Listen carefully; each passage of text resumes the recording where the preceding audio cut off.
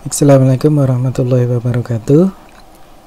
Kita lanjutkan ya pembahasan kita tentang pendekatan humanistik ya dalam pembelajaran. Nah, di materi sebelumnya kita sudah mereview singkat ya prinsip-prinsip pendekatan humanistik dan juga pemikiran dari para pionir ya, pelopor ya pendekatan humanistik ya, Maslow, Rogers, Combs. Nah, sekarang ini di bagian 3 ini kita akan lebih ke fokus ke model mengajarnya gitu ya, mengajar dengan pendekatan humanistik ya. Oke. Nah, guru yang mengadopsi ya orientasi humanistik dalam pembelajaran itu berusaha menciptakan suasana atau atmosfer kelas yang bisa membuat siswa itu percaya bahwa tujuan utama guru ya adalah untuk memahami ya, kebutuhan, nilai, motif dan self perception siswa ya, dan membantu siswa untuk belajar. Nah, ini penting ya, menciptakan suasana kelas yang membuat siswa itu percaya bahwa tujuan utama guru itu adalah hal-hal ini gitu ya. Nah, jadi bukan untuk mencari nilai yang tinggi gitu ya. Kalau di sini di poin pertama itu nilai itu maksudnya values ya. Jadi bukan mencapai pencapaian kognitif gitu loh maksudnya gitu. Nah, suasana ini itu bisa diciptakan bisa tercipta gitu ya bila guru itu mengekspresikan rasa ketertarikan yang alami gitu ya. Dia merasa tertarik ya dengan siswa, yang menerima siswa, yang menghargai kontribusi yang dibuat ya setiap siswa untuk kemajuan kelas ya. Jadi guru itu harus menghindari kesan ya bahwa ia ingin siswanya itu berperilaku tertentu gitu ya. Jadi menghindari kesan adanya tuntutan terhadap siswa gitu ya. Jadi misalnya ingin bahwa agar siswa itu berpakaian lebih baik gitu ya, memiliki sikap yang lebih baik gitu ya, lebih rajin ya, mengenai proses pembelajaran gitu ya, lebih rajin gitu ya, atau membandingkan ya dengan kelas atau kelompok lain ya. Prinsipnya tuntutan ya itu ya. Guru harus menghindari gitu ya. Nah, nanti dalam situasi seperti ini itu ya, guru tidak memiliki guru mengekspresikan rasa ketertarikan ya, menerima, menghargai ya, tanpa menuntut siswa gitu ya. Nanti ini situasi ini akan membuat siswa itu cenderung lebih terbuka ya tentang perasaan mereka ya, permasalahan mereka ya, permasalahan belajar ya, permasalahan akademik ya, atau permasalahan lain yang relevan gitu ya, misalnya interaksi dengan orang lain, orang tua, dengan teman gitu ya. Nah, kemudian guru di sini memposisikan diri ya untuk membantu siswa menemukan coping yang tepat ya, penyesuaian diri yang tepat itu ya. Jadi coping yang tepat untuk menghadapi tadi permasalahan mereka terkait akademik dan juga relasi dengan orang lain tadi ya.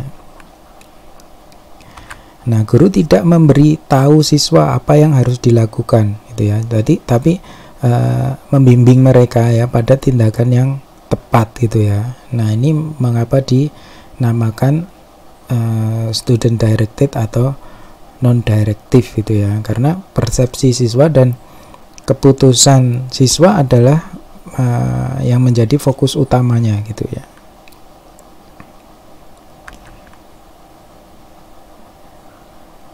Nah, misal ada contoh seperti ini ya. Jadi ada kasus siswa itu kecewa ya dengan nilai yang buruk, jadi dia dapat hasil ulangan ya atau tes itu dia mendapatkan nilai buruk ya. Ini kecewa di sini bukan berarti protes gitu ya, bukan, tapi secara personal dia kecewa dengan hasilnya gitu ya. Nah, di sini guru secara umum itu akan menyarankan bagaimana untuk belajar ya, menyiapkan untuk ulangan berikutnya itu kamu harus begini gitu ya. Nah, tapi kalau pendekatan humanistik itu guru tidak melakukan itu gitu ya, tapi bertanya ke siswa gitu ya, untuk mendeskripsikan apa ketertarikannya pada materi itu apa gitu ya, atau mata pelajaran itu ya, seberapa jauh dia merasa mampu ya, bagaimana kondisi dia ketika belajar ya, apakah menurut mereka itu instruksi guru sudah jelas atau belum gitu ya, sudah terorganisir atau belum gitu ya. Nah, jadi untuk membantu siswa memahami perasaan mereka gitu ya, dan peran mereka dalam proses pembelajaran gitu ya, guru bisa juga menyampaikan atau menyampaikan tentang perasaan mereka gitu ya, tentang terbuka tentang diri mereka sendiri gitu ya. Jadi misalnya guru menyampaikan bahwa terkadang guru juga merasa kesulitan ya dalam merasa kesulitan tidak optimal ya dalam mengajar ya, merasa mengecewakan siswa gitu ya, mempertanyakan terhadap diri guru sendiri gitu ya, apakah memang saya punya kemampuan sebagai guru tidak ya gitu ya. Nah, guru kemudian, ini kan guru terbuka gitu kan, nah kemudian guru merefleksikan ini ke mereka gitu loh, apakah seperti itu gitu ya yang kalian rasakan gitu ya. Nah, setelah self perception ini diutarakan gitu ya, diklarifikasi gitu ya, nah guru mendorong siswa ya untuk mengusulkan solusi dari permasalahan tersebut. Jadi ingat tadi student centered ya, person centered gitu ya, atau seperti client centered terapi tadi ya, fokusnya pada si siswa gitu ya, bukan pada guru ya atau terapis gitu ya. Nah, ada beberapa model ya, ada beberapa komponen ya dari model humanistik ya atau non-directive ini, itu yang disampaikan Joyce dan Weil ya. Ini masih dalam Snowman ya, yang ada 6 ya, 6 kalau nggak salah ya. Jadi yang pertama adalah defining the helping situation gitu. Jadi di sini mengidentifikasi topik yang ingin didiskusikan oleh siswa gitu ya. Kemudian siswa diinstruksikan ya, ini penting ya, diinstruksikan untuk bebas mengekspresikan ya perasaan mereka terkait topik tersebut. Jadi mengkondisikan bahwa ini situasi yang membantu gitu ya. Nah, kemudian yang kedua adalah exploring the problem ya. Jadi di sini mengeksplorasi permasalahan gitu ya. Jadi jika proses sebelumnya itu berhasil ya, guru bisa menciptakan suasana yang penuh kepercayaan gitu ya. Nah, diharapkan siswa akan bersedia mendeskripsikan apa permasalahan mereka gitu ya, perasaan-perasaan mereka gitu ya. Nah, jadi guru tidak berusaha mendiagnosis ya permasalahan siswa ya, tapi berusaha mencari pemahaman ya terkait situasi yang dialami siswa gitu ya, dan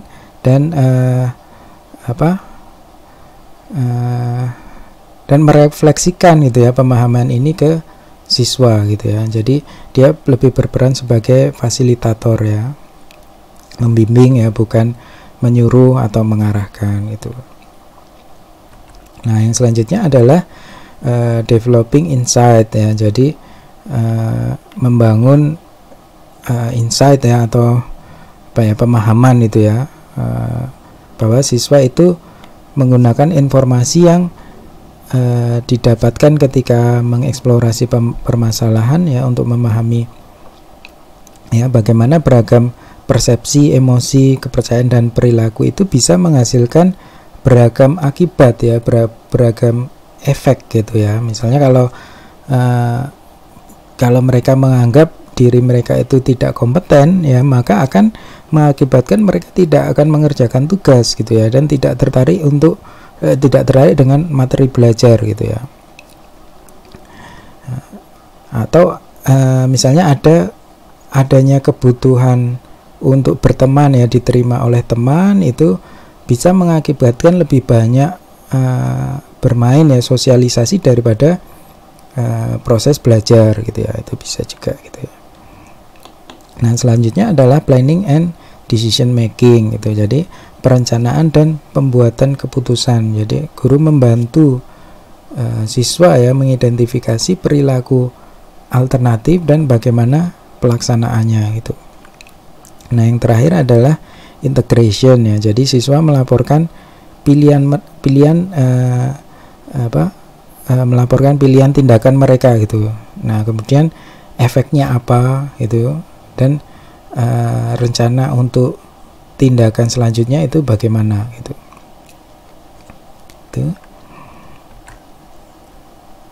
Nah, selanjutnya adalah beberapa hasil penelitian ya terkait aspek-aspek dalam pendidikan humanistik gitu ya, terutama terkait sense of belonging ya. Jadi belonging ini bisa diartikan merasa menjadi bagian komunitas ya, merasa relatedness ya, merasa terhubung gitu ya, merasa punya koneksi gitu ya, sense of community gitu ya. Nah, dalam proses dalam pembelajaran itu bisa diartikan keinginan untuk mendapatkan dukungan ya, dan diterima oleh guru dan teman gitu ya. Kemudian memiliki kesempatan untuk berpartisipasi ya dalam perencanaan kelas, dalam goal setting ya, penentuan perencanaan target gitu ya, dan pengambilan keputusan. Nah, belonging ini menjadi salah satu kebutuhan psikologis ya untuk pertumbuhan dan perkembangan individu. Jadi selain sense of belonging ini ada autonomi dan juga competence ya itu. Jadi syarat growth dan development gitu ya.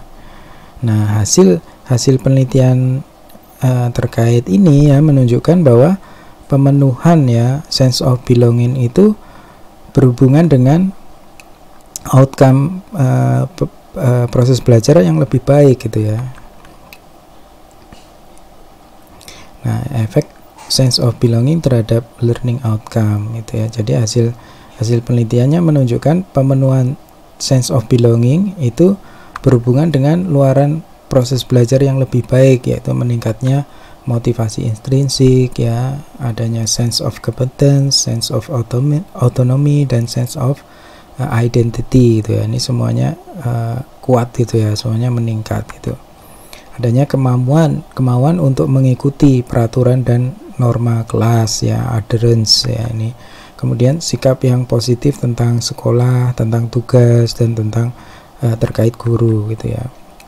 Adanya harapan untuk sukses yang lebih tinggi dari siswa itu ketika dia ada merasakan sense of belonging gitu ya. Nah, juga tingkat kecemasan, depresi, dan frustrasi yang rendah gitu ya. Ini jelas ya, karena itu kan ada merasa bagian dari komunitas tadi, merasa ada dukungan gitu ya, ada dukungan sosial gitu. Nah, selanjutnya juga saling mendukung teman sekolah gitu ya, dan tingkat achievement yang lebih tinggi. Nah, baik, itu saja referensi kita masih pakai Snowman ya di chapter 13 ya. Silakan jika ada pertanyaan atau ingin berdiskusi bisa langsung ke forum kita di Elo ya. Terima kasih. Assalamualaikum warahmatullahi wabarakatuh.